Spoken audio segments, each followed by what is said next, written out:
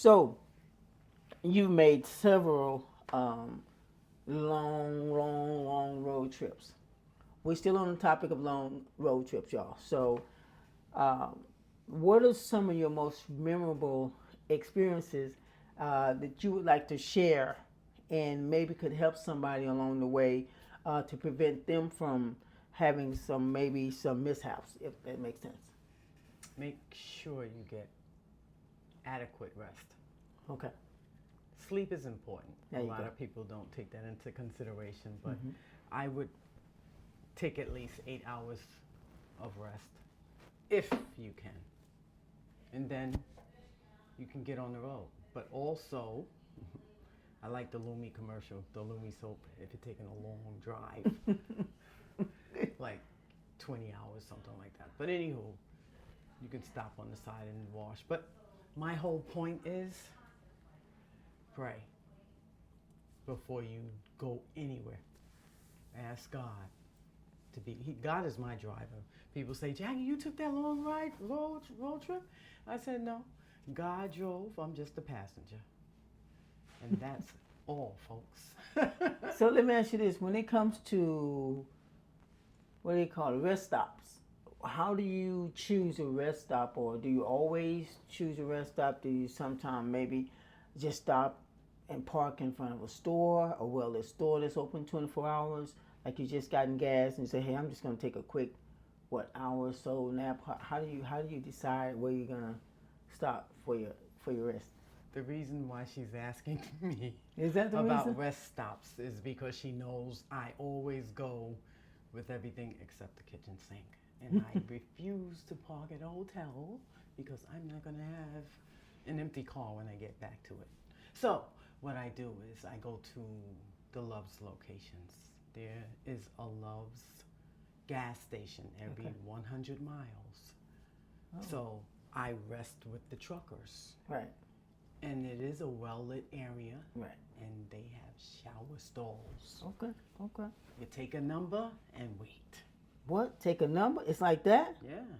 Take a number. Stop and get a snack. Get your little pillow, pop it up in your seat, put your little blanket on. What? And the bathrooms are clean. At Love's. Spick and span. Wow. Someone comes in there and they're cleaning the restroom. Okay. Yeah, Every- that's important. And then you have enough time and room to change into other clothes. Okay, okay. Even wash as Okay, well. okay. So Cool. yeah, Wow. that's what I do. Wow. And so, what about, because y'all have driven at night.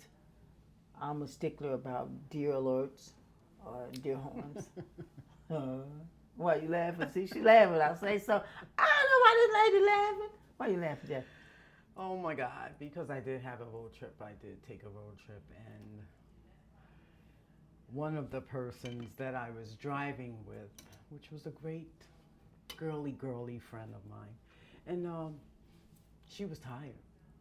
And she said, look, Jack, you're going to have to drive. That's good. So I said, okay.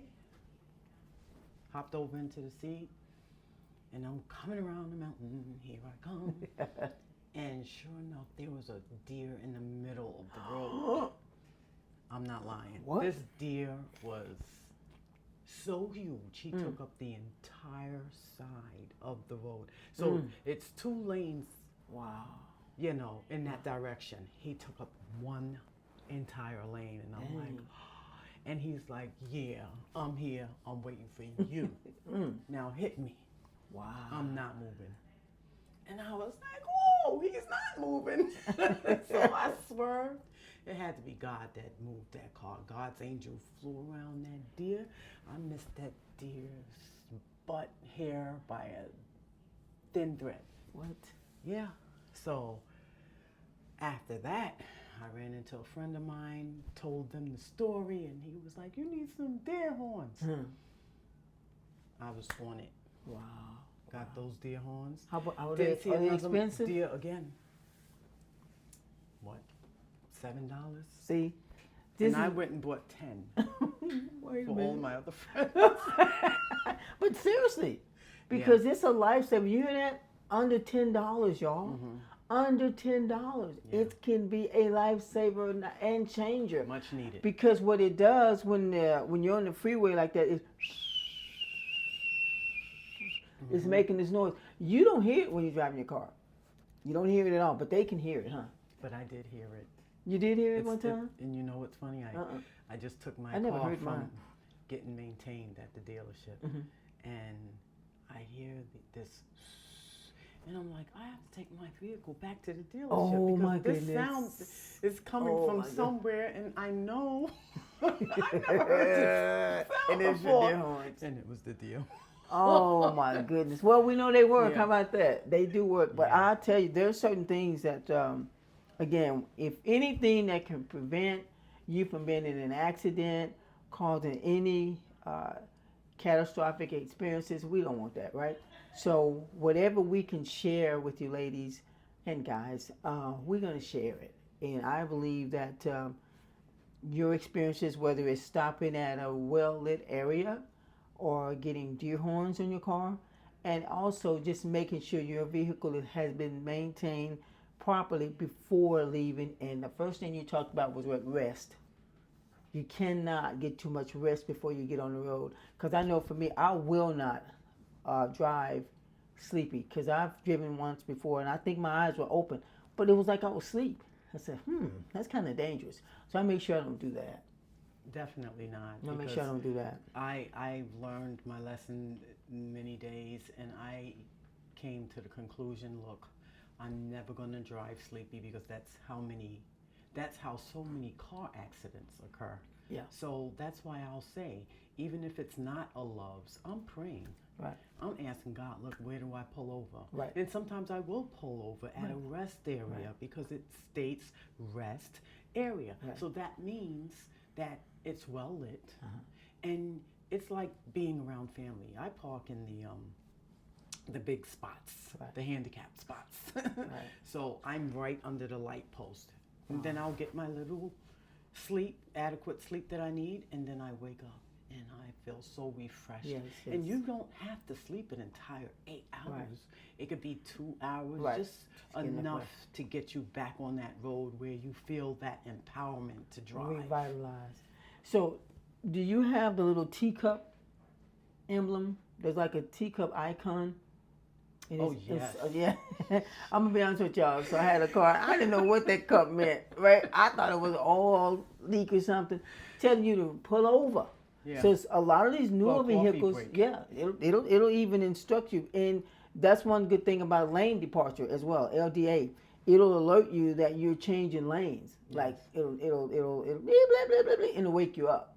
And if you're not too, I guess it doesn't work if you're really, really sleepy. You don't hear anything. But I think that's a great thing. And if you notice, in most cases, if you turn your steering wheel loose, most times it's going to go with the crown of the road, but it's designed to pull to the right because of oncoming traffic. So your car will go this way in most cases.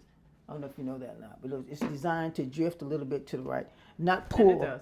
Yeah, It does. it's designed to do that. Now, if you need an alignment, it's going to pull harder.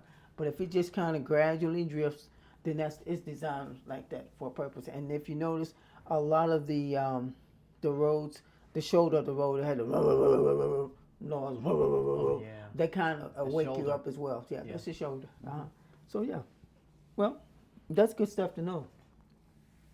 Thank you for sharing that with us, because at the end of the day, I think a lot of us get on the road and we just, we're just grateful to God, of course, for the traveling experiences. But at the end of the day, we want to keep in mind what it takes to stay alive, okay, while you're on these highways, because not everybody pays attention to what we pay attention to. So we're praying for ourselves as well as them. Never leave the house without praying for traveling grace. Well, Jack,